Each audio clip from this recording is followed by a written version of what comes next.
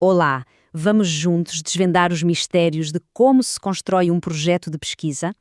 Eu sei, às vezes parece um bicho de sete cabeças, uma tarefa gigante, mas vamos ver que, com um bom plano, é como montar um quebra-cabeça. Peça por peça, a gente chega lá. Quem nunca, né, olhar para aquela página em branco do TCC e pensar: e agora? Por onde eu começo? Essa sensação de paralisia, de não saber o próximo passo, é totalmente normal. Mas o segredo é justamente não pensar no projeto como uma coisa única e monstruosa. É isso aí. A melhor maneira de encarar o desafio é pensar na construção de uma casa. Ninguém começa a levantar paredes sem uma planta, sem um projeto bem definido, certo?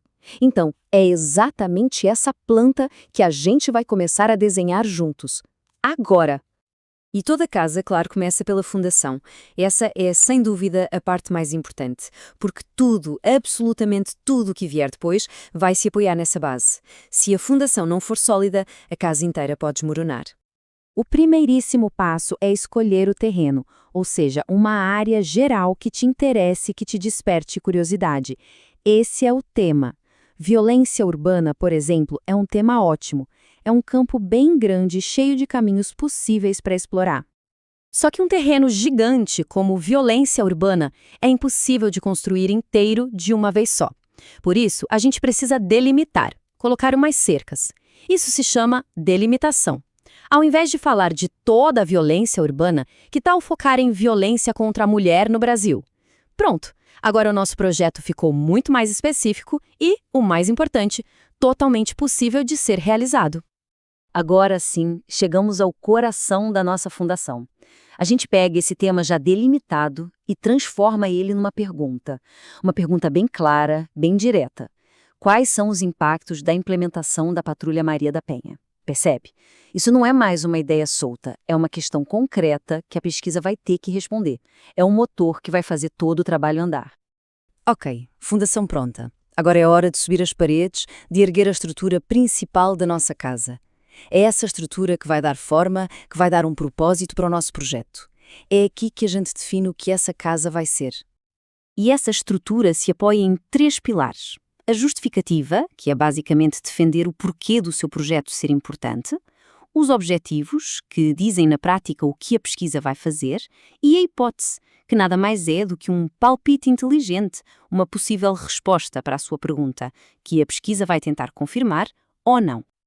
E olha que legal como uma coisa leva a outra. É uma escadinha lógica. O problema é a pergunta que a gente já fez.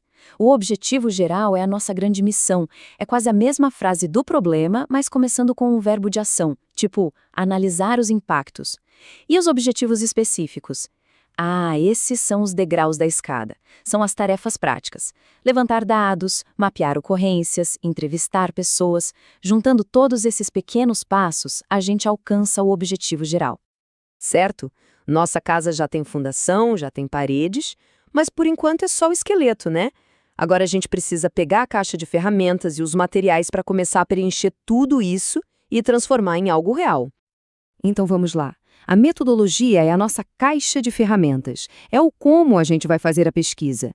Vai ser uma pesquisa bibliográfica, com entrevistas, com análise de dados? É aqui que a gente descreve o passo a passo.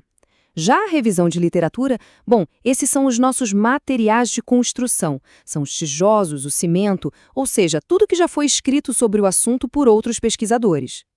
E quando a gente está juntando esses materiais, uma das técnicas mais importantes é a paráfrase. E olha, muito cuidado aqui. Parafrasear não é só pegar a frase do autor e trocar uma ou duas palavrinhas por sinônimos. Não, não. É muito mais que isso. É ler e entender a ideia central do que o autor disse e aí, só então, reescrever essa ideia com as suas próprias palavras, com a sua própria estrutura. E claro, sempre dando crédito, citando a fonte. E esse exemplo deixa tudo bem claro. Veja a frase original. Agora olha a paráfrase. A informação é a mesma? Sim, mas a construção da frase é totalmente diferente. A ordem mudou, as palavras são outras. Isso mostra que quem escreveu não só copiou, mas de fato compreendeu a informação. Essa é a grande sacada da paráfrase. A nossa casa está quase pronta, falta pouco. Mas para ela ser uma construção séria, profissional, a gente precisa cuidar dos acabamentos. São os detalhes que dão credibilidade e que mostram que o trabalho seguiu as regras do jogo. E aqui a gente entra no mundo das normas, como os da ABNT. E aqui vai a regra de ouro, a mais importante de todas. Toda e qualquer fonte que você citar lá no meio do texto, seja uma paráfrase ou uma citação direta, tem que aparecer na lista de referências lá no final do trabalho.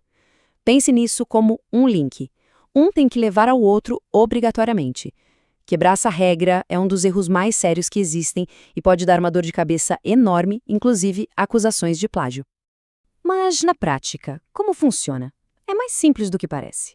Olhando para esse exemplo de um livro, a gente vê a lógica da ABNT. O sobrenome do autor vem primeiro, e em maiúsculo, para a gente achar fácil na ordem alfabética. O título fica em negrito, para destacar, e depois vem os outros detalhes, a edição, a cidade, a editora e o ano. Cada coisinha tem o seu lugar. Seguir esse padrão mostra o seu rigor como pesquisador. E pronto, a construção está completa. Todas as peças se encaixaram. Agora é hora de dar um passo para trás e olhar a nossa planta final, o mapa completo e coerente que guiou todo o nosso projeto. E aqui está ela, a nossa casa, o nosso projeto. A gente começou com uma fundação sólida, com um tema e um problema bem definidos. Depois, subimos a estrutura, com a justificação e objetivos. Usámos a nossa caixa de ferramentas, com a metodologia e a revisão de literatura. E, por fim, demos os acabamentos, com as citações e referências certinhas. Viu só? A casa ficou de pé. E para a gente fechar, fica essa reflexão. Às vezes a gente fica tão focado em encontrar a resposta, a solução, que esquece que o mais valioso na ciência, muitas vezes, é a capacidade de fazer a pergunta certa. Todo esse trabalho de construir a planta, de formular um bom problema, já é por si só uma contribuição científica gigantesca. E agora, com essa estrutura toda na cabeça, aquela página em branco já não assusta tanto, né? Ela é só um terreno esperando por uma boa construção. A planta está aí. A pergunta que fica é: que conhecimento incrível vai ser construído a partir dela?